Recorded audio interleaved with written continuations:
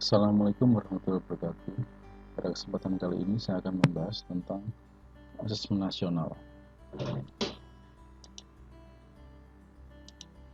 Berikut ini adalah yang melatar belakangi asesmen nasional diberlakukan pada tahun 2021 ini, yaitu menurut hasil PISA pada tahun 2018 sekitar 70% siswa memiliki kompetensi literasi membaca di bawah minimum. Sama halnya dengan keterampilan matematika dan sains. Bahwa di sini 71% siswa berada di bawah kompetensi minimum untuk matematika dan 60% siswa berada di bawah kompetensi minimum untuk keterampilan sains. Dan kondisi ini yang menyebabkan Indonesia menjadi salah satu negara yang konsisten dengan peringkat hasil PISA yang terendah. Jadi untuk itu asesmen nasional diterapkan untuk mengevaluasi kinerja dan mutu sistem pendidikan, yang nantinya hasil asesmen nasional tidak memiliki konsekuensi apapun pada pencapaian proses belajar siswa, namun memberikan umpan balik untuk tindak lanjut pembelajaran dan kompetensi siswa. Untuk tujuan asesmen nasional, yang pertama adalah untuk menghasilkan informasi untuk memantau perkembangan mutu dari waktu ke waktu dan kesenjangan antar bagian di dalam sistem pendidikan. Yang kedua, yaitu untuk pengembangan kompetensi dan karakter siswa. Manfaat asesmen nasional itu adalah untuk yang pertama, potret kualitas pembelajaran di sekolah atau daerah. Yang kedua, umpan balik peningkatan kualitas pembelajaran di sekolah atau daerah. Tiga, dasar untuk penyusunan program peningkatan kualitas pembelajaran sekolah atau daerah. Apa sih pentingnya asesmen nasional? Jadi di sini ada keterkaitan asesmen nasional dengan kecakapan abad 21 dan profil pelajar Pancasila.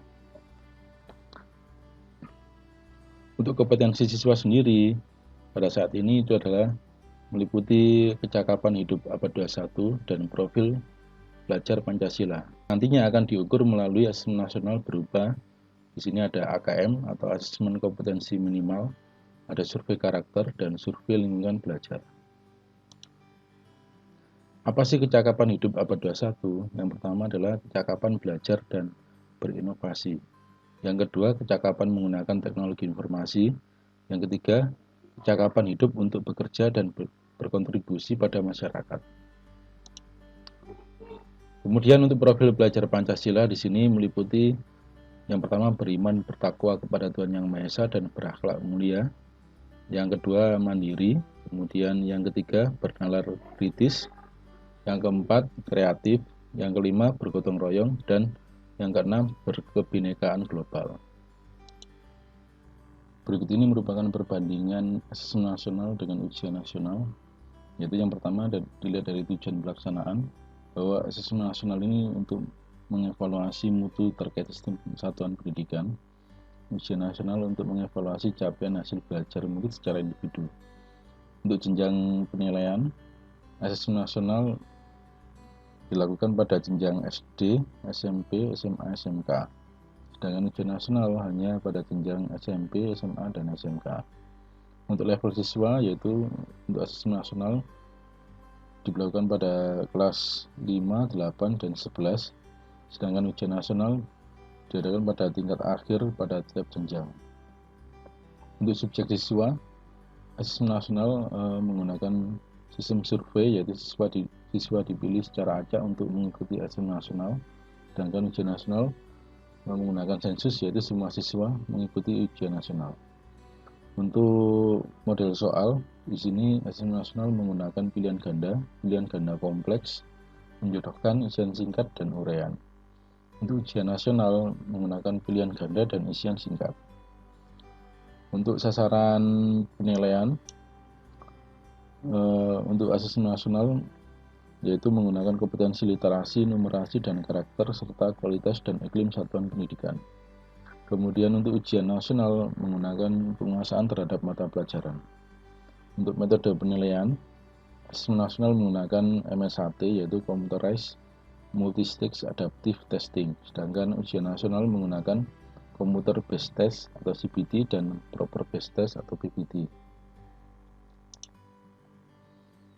Banyak yang bertanya-tanya apakah asesmen nasional merupakan pengganti ujian nasional. Jadi di sini asesmen nasional bukan pengganti ujian nasional. Karena dilihat dari segi teknis pelaksanaannya, cakupan asesmen nasional ini berbeda jika dibandingkan dengan ujian nasional.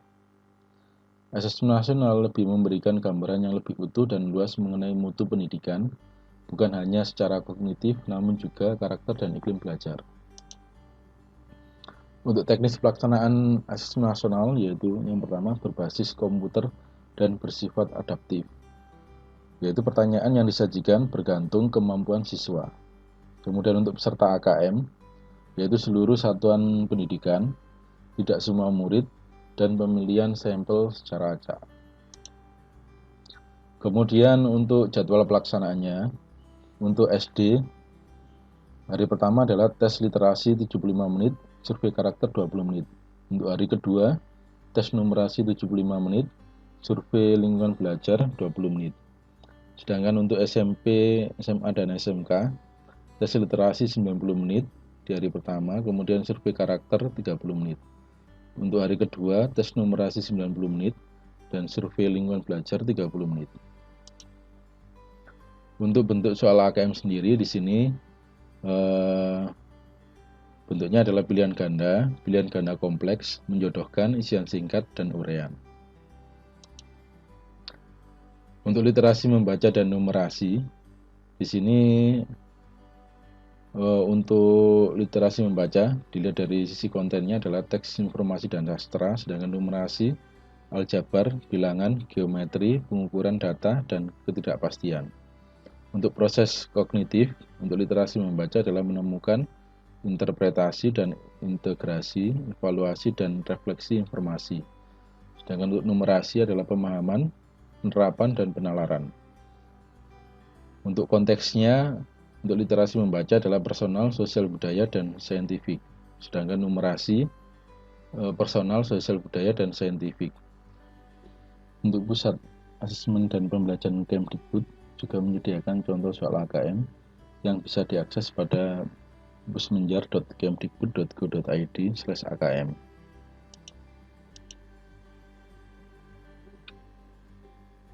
Jadi untuk hasil AKM akan dilaporkan dalam 4 kelompok yang menggambarkan tingkat kompetensi yang berbeda.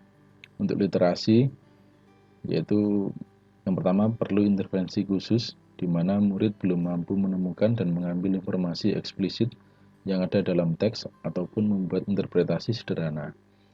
Untuk kelompok dasar, murid mampu menemukan dan mengambil informasi eksplisit yang ada dalam teks serta membuat interpretasi sederhana. Untuk kelompok cakap, yaitu murid mampu membuat interpretasi dari informasi implisit yang ada dalam teks, mampu membuat simpulan dari hasil integrasi beberapa informasi dalam suatu teks. Untuk kelompok mahir, murid mampu mengintegrasikan beberapa informasi lintas teks, mengevaluasi isi, kualitas, cara penulisan suatu teks, dan bersikap reflektif terhadap si teks. Sedangkan untuk numerasi, kelompok perlu intervensi khusus, yaitu murid hanya memiliki pengetahuan matematika yang terbatas. Murid menunjukkan penguasaan terhadap konsep yang parsial dan keterampilan komputasi yang terbatas. Untuk kelompok dasar, murid memiliki keterampilan dasar matematika, komputasi dasar dalam bentuk persamaan langsung, konsep dasar terkait geometri dan statistika, serta menyelesaikan masalah matematika sederhana yang rutin. Untuk kelompok cakap, murid mampu mengaplikasikan pengetahuan matematika yang dimiliki dalam konteks yang lebih beragam. Untuk kelompok mahir, di sini murid mampu bernalar untuk menyelesaikan masalah yang kompleks serta non-rutin berdasarkan konsep matematika yang dimilikinya. Jadi meskipun AKM tidak mengukur secara spesifik capaian belajar pada mata pelajaran, namun pelaporan hasil AKM dapat dimanfaatkan untuk perbaikan proses pembelajaran pada berbagai mata pelajaran. Dan tentunya dengan didasarkan pada analisis hasil laporan asesmen kompetensi minimum. Jadi laporan hasil AKM itu untuk dianalisis untuk menentukan tindak lanjut dalam strategi pembelajaran yang lebih berbasis pada penguasaan kompetensi, bukan hanya berfokus pada konten saja. Jadi di sini apa sih pembelajaran berbasis kompetensi dan pembelajaran berbasis konten? Jadi untuk pembelajaran berbasis kompetensi yaitu yang pertama adalah berpusat pada kebutuhan, yang kedua belajar untuk pemahaman konsep dan keterampilan, ketiga menunjukkan kinerja dengan menerapkan konsep, yang keempat pembelajaran terkait dengan konteks kehidupan nyata siswa, yang kelima orientasi pada proses dan penguasaan kompetensi. Sedangkan untuk pembelajaran berbasis konten, yaitu berpusat pada materi pembelajaran. Yang kedua, belajar untuk cakupan materi. Yang ketiga, menjawab serangkaian pertanyaan tes berdasarkan topik. Yang keempat, pembelajaran kurang atau tidak terkait dengan konteks kehidupan nyata siswa. Dan yang kelima, orientasi pada nilai akhir. Di sini ada segitiga belajar yang meliputi yaitu asesmen, pembelajaran, dan kurikulum. Jadi di dalam segitiga belajar ini itu dibutuhkan kompetensi guru dan kompetensi kepemimpinan sekolah yang nantinya akan memberikan pengalaman belajar pada murid. Dalam segitiga belajar, maka makna masing-masing segi adalah sebagai berikut. Yang pertama kurikulum, yaitu adalah seperangkat kompetensi yang penting dikuasai murid dengan menggunakan cara belajar dan asesmen tertentu. Pengembangan kurikulum selain mengacu pada tantangan dunia nyata, hendaknya mengacu pada hasil asesmen dan refleksi praktik pembelajaran. Yang dimaksud dengan pembelajaran adalah serangkaian aktivitas yang dirancang dan dilakukan di ruang kelas berdasarkan kompetensi awal murid yang diketahui dari hasil asesmen dan untuk mencapai sasaran kompetensi yang diterapkan dalam kurikulum. Sedangkan untuk asesmen adalah proses mengumpulkan, menganalisis, dan melaporkan sejumlah informasi yang terkait pencapaian kondisi murid dan penguasaan suatu kompetensi tertentu.